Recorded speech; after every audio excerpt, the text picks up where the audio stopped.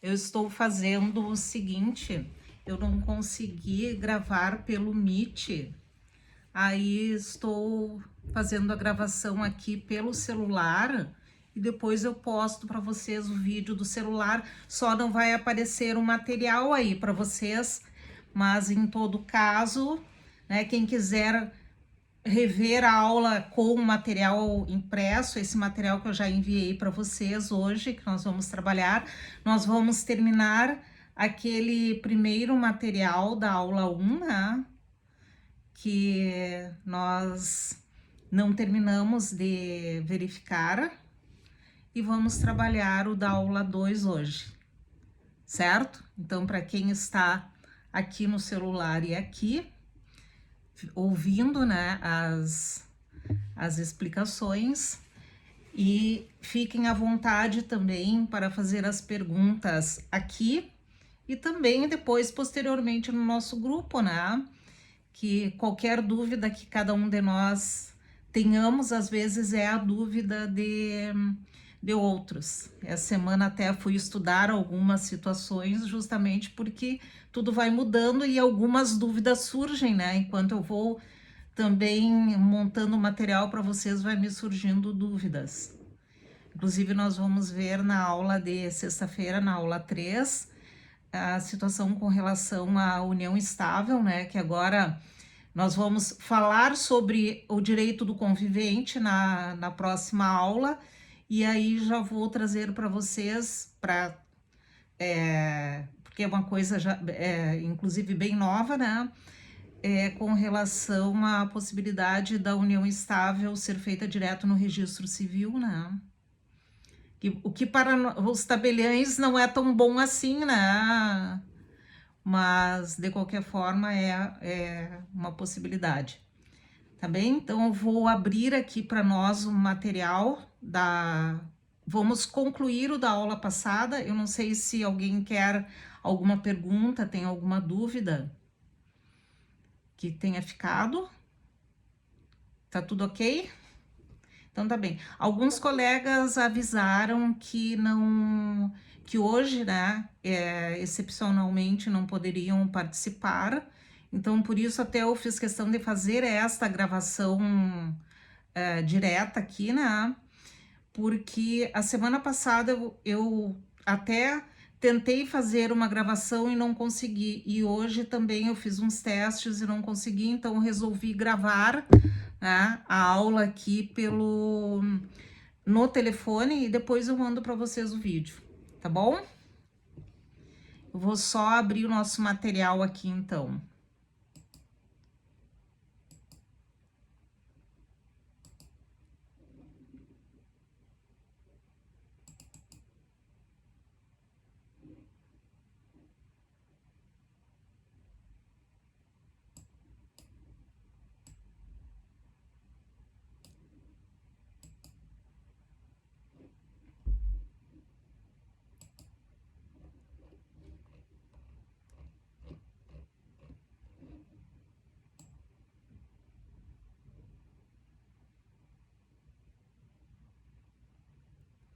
Nós fomos até a sobrepartilha na aula 1, né, pessoal?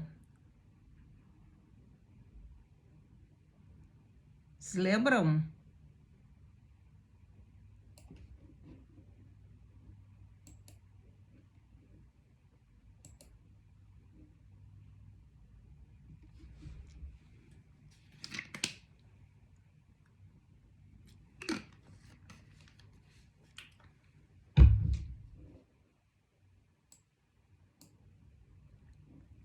Obrigada, Josiane.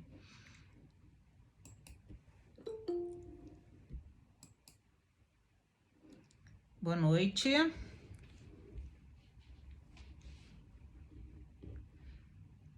Boa noite, professor. Desculpa o atraso. Não tem problema, eu sei. O tempo passa tão rápido, né? Quando a gente vê, está tudo já em cima da hora, né? Mas vocês não se preocupem, eu sei que é muita coisa para a gente ver, inclusive vamos ver como vai vai desenvolver vão desenvolver todas as nossas aulas, porque a hora que eu começo a ver material e eu vou me lembrando de outras coisas e vou colocando. Mas certamente inventário daria um semestre inteiro para a gente estudar, né? Mas vocês sempre terão uma porta aberta para tirarmos dúvidas e se for necessário, farei para tirar dúvidas uma aula complementar, uma aula a mais, obviamente para quem quiser, né? Para a gente poder aproveitar bem esse nosso módulo 1 e vocês poderem ter realmente aquela sensação que eu quero que quem não tenha fique de uma maior segurança para realizar esses atos todos. Vamos ver aqui.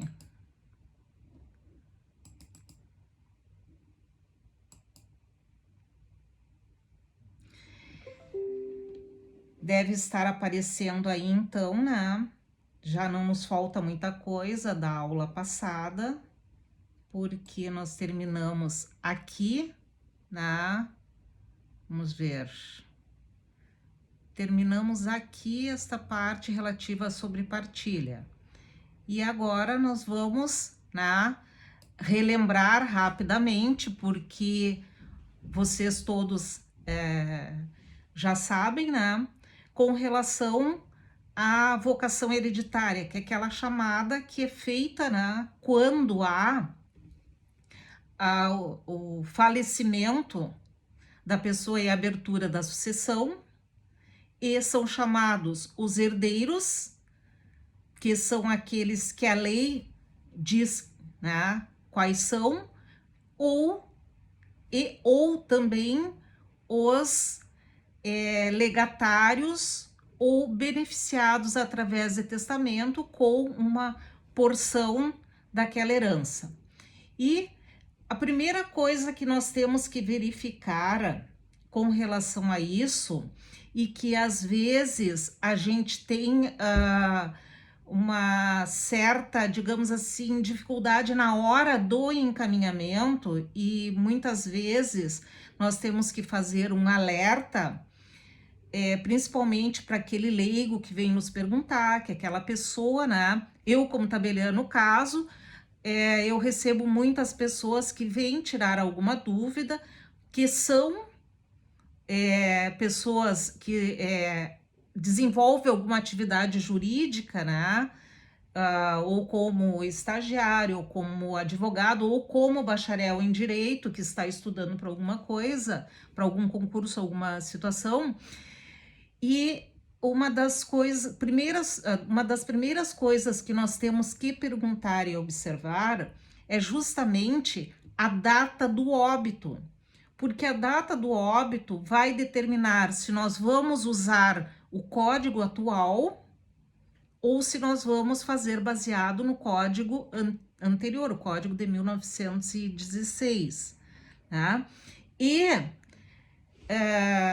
como pela nossa lei é possível fazer o inventário a qualquer tempo, havendo em algumas situações aquela cobrança de ou uma multa ou alguma coisa nesse sentido, que não é o caso do Rio Grande do Sul, né? A única penalidade de quem faz um inventário, digamos que o falecido seja lá de 1990, 1980, que, por incrível que pareça, ainda acontece, a única penalidade aqui no Rio Grande do Sul é que a pessoa vai ter as custas pelo valor atualizado do bem. Mas fora isso não existe multa. Mas essa é a primeira coisa, por quê? Porque a vocação hereditária, aquela lista de herdeiros, ela, no Código de 16, ela não foi necessariamente repercutida ou repetida no de 2002. Há algumas diferenças, principalmente com relação ao cônjuge. Então, nós temos que levar essa consideração e aos regimes de bens. Então, o primeiro passo aí é na vocação hereditária. Obviamente, a grande maioria dos inventários que vai aparecer para vocês já mais atual, né? Tanto que o nosso código, ele é de 2002, entrou em vigor em 2003, né? Então já tem 20 anos aí. E, como eu disse para vocês, aparece, e geralmente é aqueles inventários conjuntivos, né? Morreu lá o papai, lá na década de 90, digamos, e a mamãe, né? Morreu agora. Então, nós temos aquele inventário em conjunto, né? Mas um baseado no código de 16 e outro baseado no código de 2002, tá? Então, a primeira atenção. Depois, né, nós temos que verificar quem são os herdeiros, né? Os chamados legítimos e os necessários. Os legítimos são aqueles que até o 4º grau, né? Quer dizer, até os primos podem receber a herança. Isso se não houverem os chamados necessários, que são os, primeiro, os descendentes, ascendentes e cônjuge ou companheiro. E aí, a toda, né, aquela... todo aquele rol de quem recebe, de quem concorre com quem, né? Sendo que os descendentes sempre vão herdar, a menos que depois nós vamos ver, existam algumas situações peculiares, mas em regra eles vão herdar, os descendentes, sejam filhos, netos, bisnetos, tem que observar até onde existem vivos. Os ascendentes herdarão se não houver descendentes, e o cônjuge ou companheiro será ou meeiro ou herdeiro, dependendo do regime de bens, né? Excetuando lá os da separação obrigatória de bens, alguma coisa eles vão receber, tá? Então, nós temos a situação de cônjuge e companheiro, que havia uma diferenciação até a entrada aí, até o julgamento de um recurso especial pelo STF, em que equiparou o cônjuge e o companheiro como na mesma situação para receber a herança, quando decretou a inconstitucionalidade do artigo 1790. Isso nós vamos estudar um pouco mais adiante na aula de sexta-feira, justamente com relação a essa situação envolvendo cônjuge e companheiro. Quem tem o direito, quem não tem e por que que não há ou há esse direito, né? Mas, de qualquer forma, a partir da declaração desta inconstitucionalidade do artigo 1790, sempre onde nós lermos o cônjuge, leia-se também, né, ou companheiro ou companheira, conforme for o caso, certo? Quando houver, então, qualquer herdeiro nessa classe dos chamados herdeiros necessários, tá? Então, os colaterais, que são aqueles irmãos, sobrinhos, tios, tios-avós, sobrinhos netos ou primos, não herdarão, certo? A menos que eles recebam por inventário. Mas nessa ordem preferencial do Código Civil, em não havendo testamento, quem receberá serão esses herdeiros necessários. E os chamados colaterais só terão direito, né, quando não existir essa classe. É o caso, por exemplo, que alguém morre solteiro, sem os pais já são mortos, não tem cônjuge, não tem companheiro, não tem filhos, então irmãos, sobrinhos, etc e tal, vão herdar, tá? Então, vai herdar, por exemplo, os seus filhos, netos ou bisnetos. Se houver filho falecido, né, segue toda esse rol aí de netos, bisnetos, etc e tal, né? Pode haver até tataraneto. Hoje em dia é bem comum, né, as pessoas aproximarem dos 100 anos, então tem todas essas situações que podem acontecer, tá? existe a concorrência do cônjuge e ou companheiro com os descendentes ou ascendentes. Eles serão meeiros nos bens comuns e serão herdeiros nos bens particulares da pessoa falecida e herdarão junto com os descendentes ou junto com os ascendentes. E não havendo nenhum desses, o cônjuge ou companheiro herda tudo. Inclusive, nós vamos ver depois como que se faz para comprovar, né, que é companheiro para receber essa herança, só excluindo todos os demais colaterais, tá? Como se diz, o próprio Código Civil diz, tá? Os herdeiros mais próximos vão excluir os herdeiros mais remotos, tá? De forma que, em toda esta ordem que nós vemos no Código Civil, havendo essa ordem prioritária, os que estão, tá, são próximos, mas não recebem diretamente, vão estar excluídos. E os colaterais, né, que não são nem pais, nem avós, nem filhos, nem netos, nem cônjuge ou companheiro, podem ser totalmente excluídos através de testamento. Não tendo essas classes de herdeiro, a pessoa pode ou doar ou deixar em testamento a totalidade do seu patrimônio. Isso também é uma dúvida que às vezes surge, o pessoal vem me perguntar.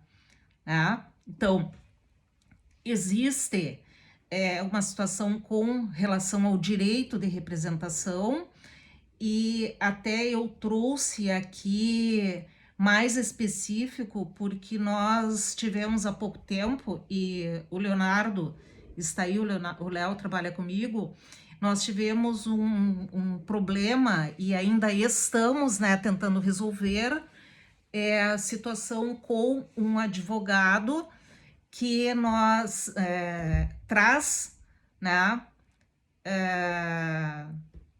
trancou o pé, na verdade, que os sobrinhos, filhos de um irmão falecido, não recebem na herança do tio deles, concorrendo com outros tios em representação ao seu irmão falecido. Essa é a única situação de representação em que classes diferentes recebem na linha colateral.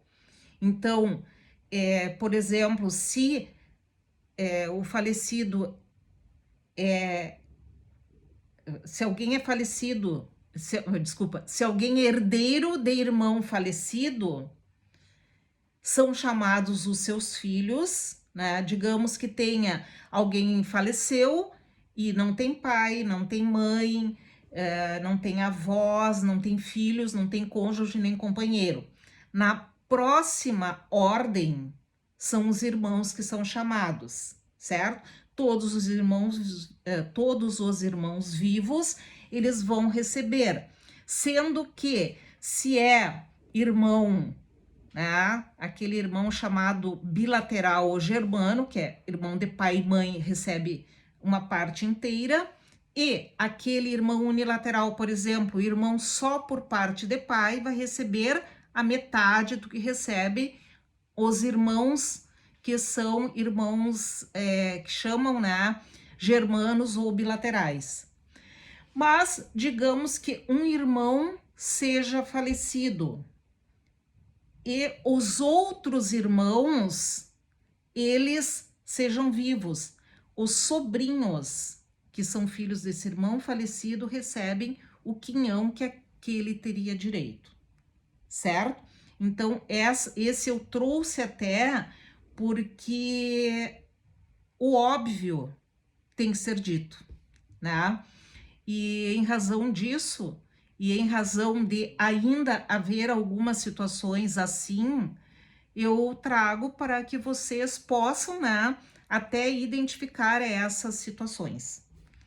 Tá ok? Essa parte, quando a gente analisa os documentos, e eu quero trazer na última aula nossa para se fazer uma análise, né, de uma partilha, e uma partilha em que há várias situações, por exemplo, mais de um inventário, tem inventário do casal, tem inventário de um filho que morreu, né, para a gente ver até onde vai essas situações.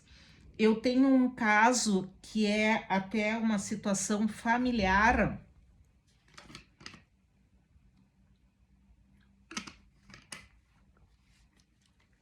em que nós identificamos quase uma impossibilidade de se fazer inventário, tá? Que é assim, digamos que morreu, tem um pai que é o dono do patrimônio junto com a sua esposa.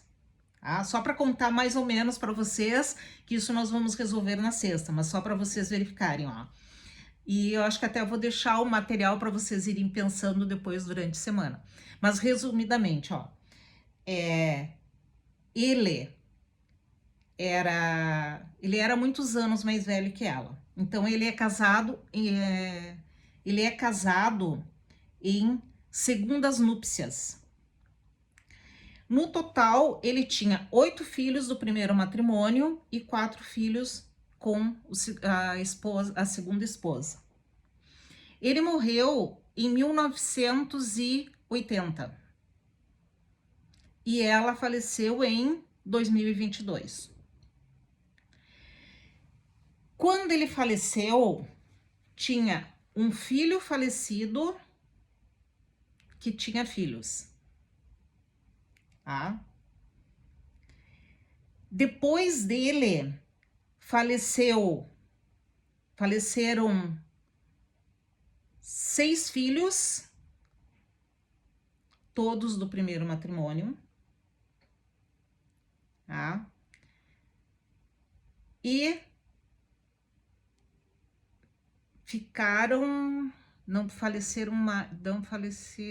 ficou viva.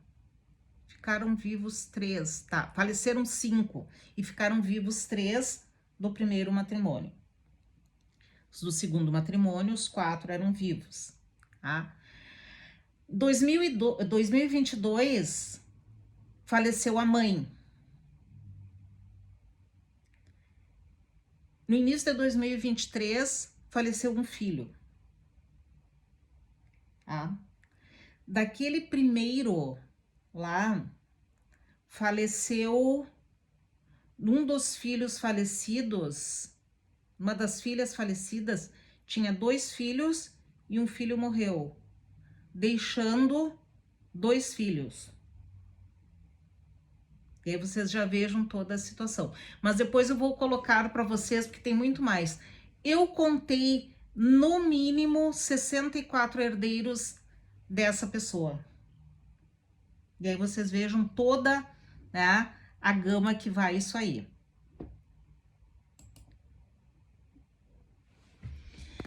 Tudo bem aí, pessoal? Eu não estou enxergando-os. Tudo certo. Tá bem. Nada de dúvida até agora? Tá. Não.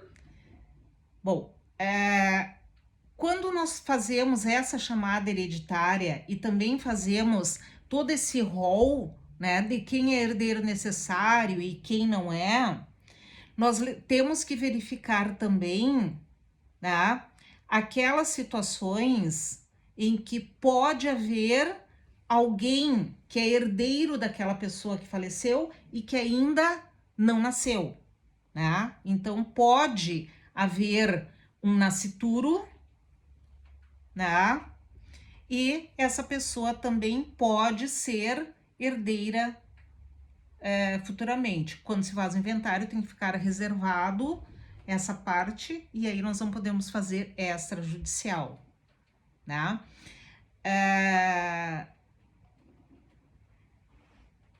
A lei vai presumir sempre, né, que a vontade do falecido é beneficiar aqueles mais próximos, né? Mas também vai dizer que ele pode testar até a metade, né, do seu patrimônio.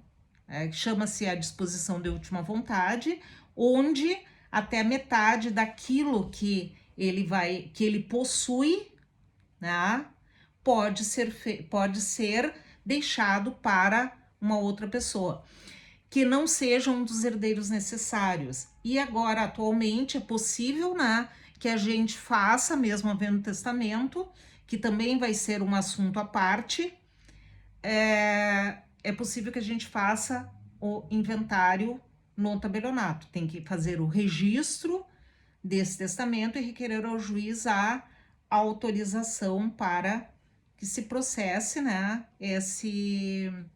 todo esse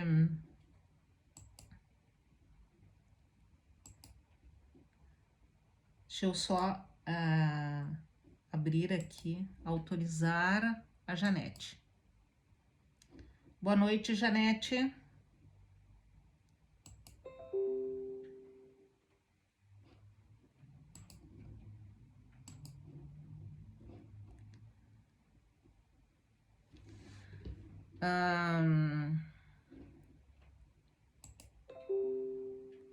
Continuando então, né, com o material da aula passada, tá? Nós temos algumas exceções que não pode receber o testamento, né? E eu deixei para vocês. São aqueles que são muito diretamente interessados, né? Que não pode receber. Então, quem escreveu o testamento a rogo da pessoa, quer dizer, aquele testamento cerrado ou testamento particular, quem escreveu para a pessoa, né?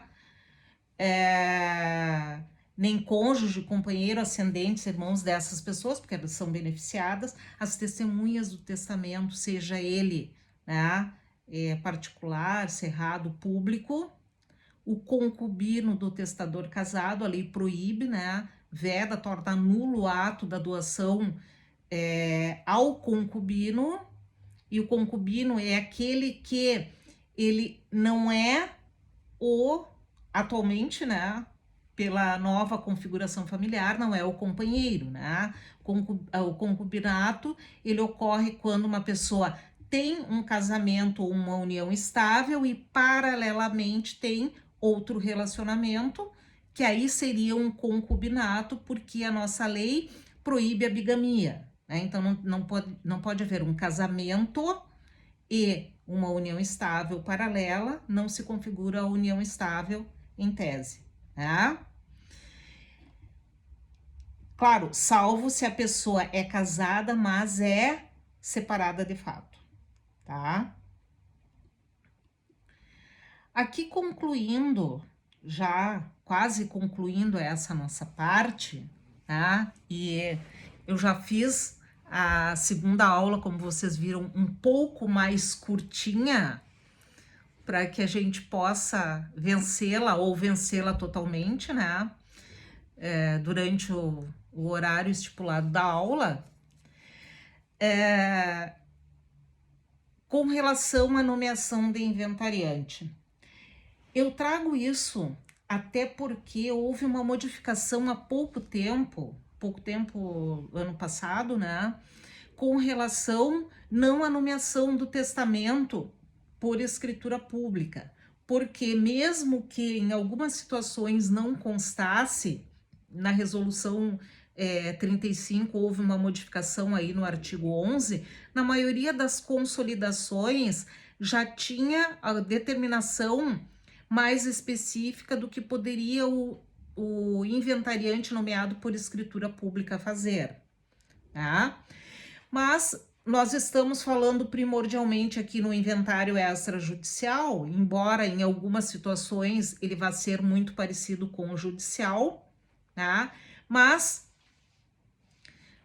quando nós iniciamos a fazer o inventário extrajudicial, o inventariante ele era declarado, até porque nós não tínhamos esta normativa, o inventariante era nomeado através de uma certidão do tabelião dizendo que estava encaminhado aquele inventário e que nos autos dele seria nomeado fulano de tal, né? Essa pessoa, então, com essa certidão, ela ia pedir os extratos bancários, ia regularizar o CPF na Receita Federal e fazer todos aqueles atos administrativos, né? Requerer extrato de ações, de gado, de automóvel, seja lá o que fosse. Posteriormente foi isso aí com o andar, né? Eu sempre digo com o andar da carroça, muita coisa foi se acomodando e com o tempo nós chegamos à situação de que o inventariante agora pode, inclusive, retirar valores para fazer pagamentos, né? Levantar quantias para pagamento de impostos, de emolumentos, o que até há pouco tempo não era possível. Deixa eu só verificar quem.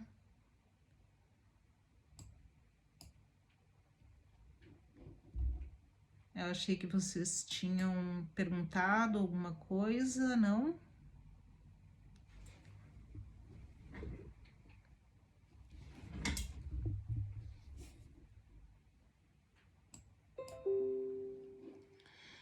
Bom, então o teor, né, do artigo 11 da Resolução 35 define o que é possível fazer.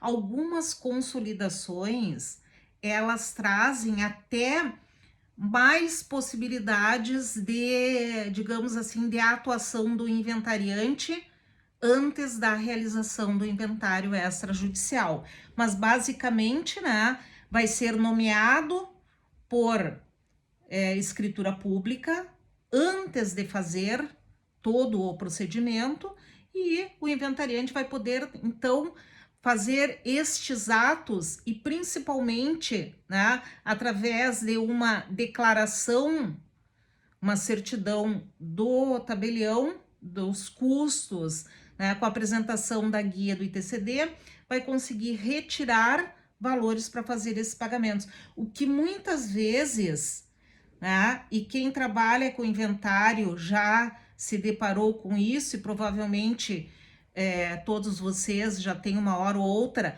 trancado o inventário. Por quê?